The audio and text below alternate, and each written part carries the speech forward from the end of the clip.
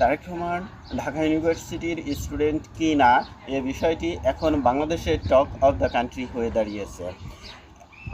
এবং যখন আসিফ নজরুল, যিনি ঢাকা ইউনিভার্সিটির আইন বিভাগের টিচার, এবং তিনি যখন বলেছেন যে আমার বিভাগের উপর ক্লাসের ছাত্র হিসাবে আমি জানতাম যে তারেক রহমান এই ডিপার্টমেন্টের একজন স্টুডেন্ট ছিল, অর্থাৎ এখন যে ডিপার্টমেন্টে আসিফ নজরুল স্যার টিচার, সেই ডিপার্টমেন্টেরই তারেক রহমান একজন স্টুডেন্ট।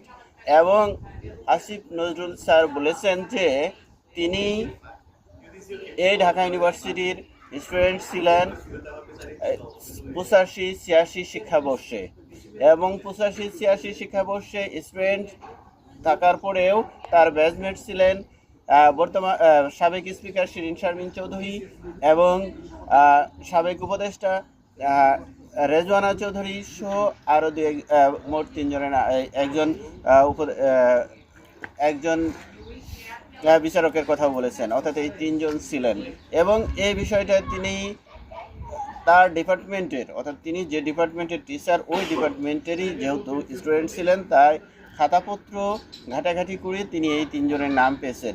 কিন্তু তিনি এই খাতাপত্র যখন ঘাটাঘাটি করেন এবং এই তিনজনকে খুঁজে পান, ওই 85-86 শিক্ষাবর্ষে ওই জায়গায় কেন তারেক রহমানের নাম পেলেন না, এ বিষয়টি আমার বোধগম্য নয়।